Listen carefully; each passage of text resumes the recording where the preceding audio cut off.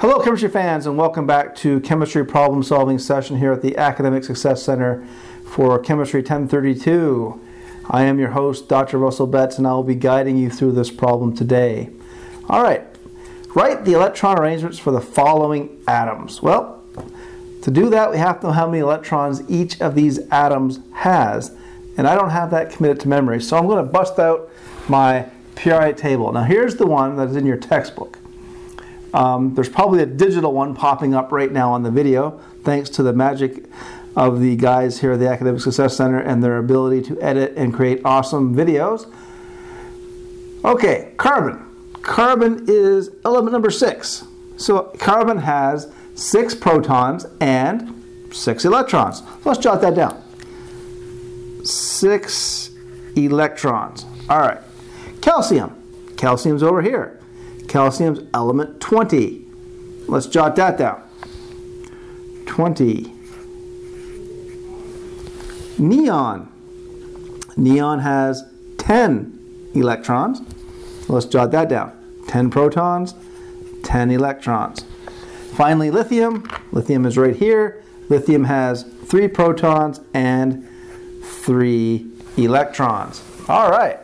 So now that we've got all the information off the periodic table that we need, we can actually solve this problem.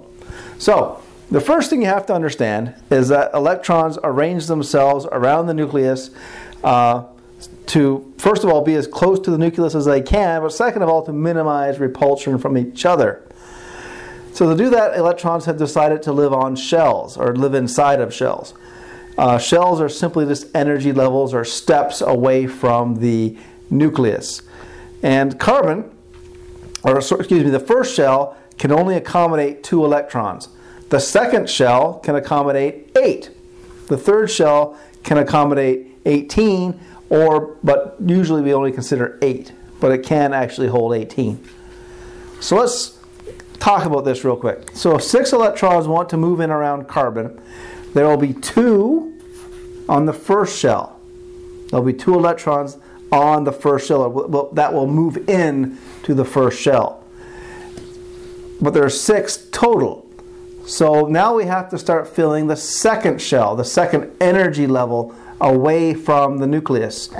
So that will be 4. Because remember, the second shell can hold 8 total. The first shell holds 2, the second shell can hold 8, but carbon doesn't need all of that. It only needs 4. So it will be 2, 4. 2 electrons in the first shell, 4 in the second shell.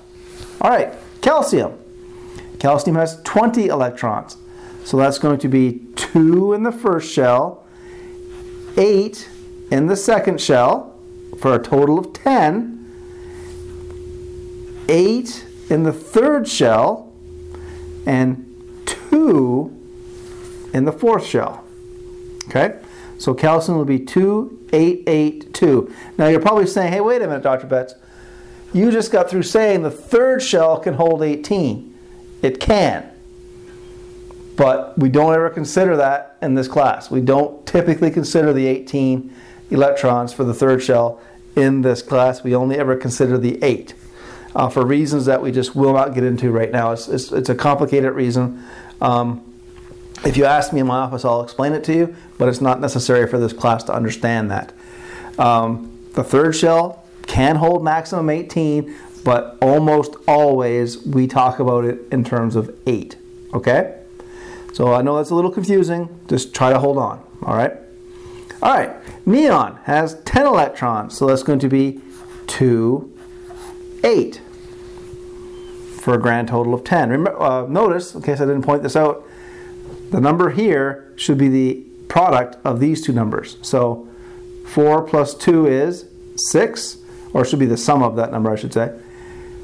2 plus 8 is 10, plus 8 is 18, plus 2 is 20. 2 plus 8 is 10. All right, last one, lithium. Lithium will be 2, 1.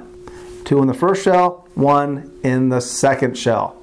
And that's how you write electron arrangements for atoms.